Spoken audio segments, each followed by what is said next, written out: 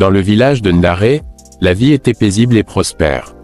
Le soleil caressait les champs dorés, les rivières murmuraient des chants apaisants et les marchés regorgeaient de fruits et d'épices parfumés. Mais au cœur de cette prospérité, une ombre étrange intriguait et inquiétait les villageois, un vieil homme en haillons, assis jour après jour sous le baobab sacré, au centre du village. Il était maigre comme une branche morte, ses vêtements étaient en lambeaux et son regard semblait sonder l'âme de ceux qui osaient le croiser.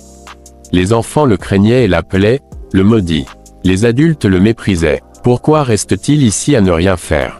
Se moquait une marchande en le regardant de travers.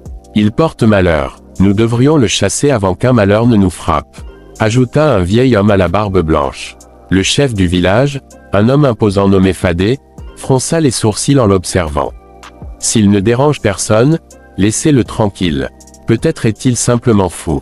Tous acquiescèrent, sauf une jeune fille nommée Amina. Orpheline et rejetée, elle connaissait la douleur de l'exclusion.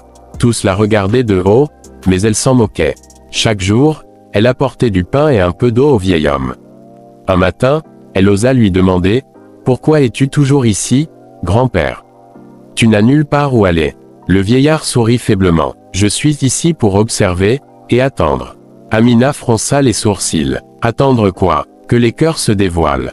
Elle ne comprit pas, mais elle sentait que ce vieil homme cachait quelque chose. Un jour, le ciel changea brutalement, d'un bleu éclatant, il devint gris, puis noir. Une brise brûlante se leva.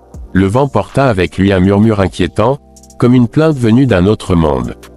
Puis la pluie s'arrêta. Les jours passèrent. Pas une goutte d'eau ne tomba. Les champs jaunirent. Les rivières s'évaporèrent. Les puits se tarirent. Les animaux mouraient de soif. Les enfants pleuraient. Même les plus riches du village commençaient à sentir la morsure de la faim. Le chef Fadé convoqua une réunion sous le baobab. Nous avons offensé les esprits. Nous devons leur offrir un sacrifice, déclara un ancien. Non, la solution est simple. Chassons ce vieil homme. Il a toujours été un mauvais présage, s'écria un autre. Une rumeur enfla, le maudit était responsable. Une foule en colère marcha vers le baobab. Sorcière, sorcier, maudit, tu as apporté cette sécheresse. Brûlons-le, chassons-le, qu'il parte et emporte son malheur avec lui. Le vieil homme les regarda sans peur. Mais avant qu'un homme ne lève la main sur lui, une voix claire retentit. Amina se dressa devant lui. Arrêtez. Vous cherchez un coupable plutôt qu'une solution. Ouvrez les yeux. Nous sommes tous responsables de ce qui arrive.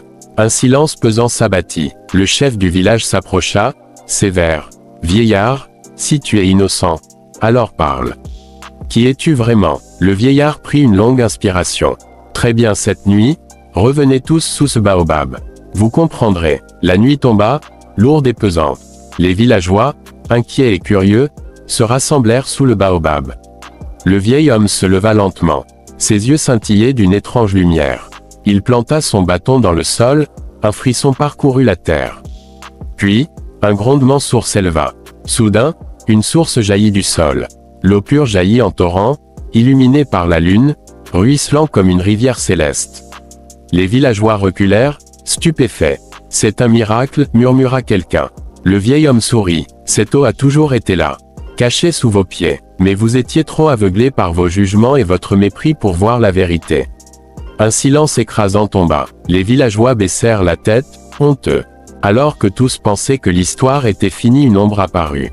Un homme vêtu de noir s'avança, un sourire mauvais sur les lèvres. Alors voici l'eau sacrée. Enfin. C'était Kona, un sorcier banni du village des années auparavant. Cette eau est trop précieuse pour être partagée, elle m'appartient. Les villageois reculèrent, terrifiés. Kona leva une main sombre, et un vent glacial souffla sur la source. L'eau commença à s'évaporer. Le vieil homme avança d'un pas. Tu ne prendras pas cette eau. Elle est destinée à tous, pas à un seul homme. Le sorcier ricana. Et qui m'en empêchera? Vieillard. Toi. Le vieil homme leva son bâton. Une lumière dorée jaillit. Kona hurla et disparut dans un tourbillon d'ombre.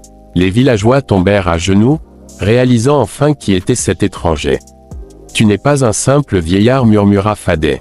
Le vieil homme sourit tristement. Je suis celui qui veille. Mais il est temps pour moi de partir et de laisser ma place. Il tendit son bâton à Amina. Tu as su voir ce que les autres ne voyaient pas. Tu es désormais la gardienne de ce village. Puis, sans un bruit, il disparut. Seule Amina sentit un vent léger caresser son visage, comme un dernier adieu. Le lendemain, les villageois puisèrent l'eau bénie et remercièrent Amina. Elle savait qu'une grande responsabilité pesait sur elle, mais dans son cœur, elle sentait la présence du vieil homme. Et à chaque lever de soleil, sous le baobab, un vent doux murmurait à son oreille. Continue de voir au-delà des apparences. Si vous voulez des livres sur des contes, des histoires et des livres sur comment générer des images ou des voix avec l'intelligence artificielle, tous les liens dans la description. Abonnez-vous, aimez et partagez, pour ne rien rater de nos prochaines publications. Activez la cloche de notification.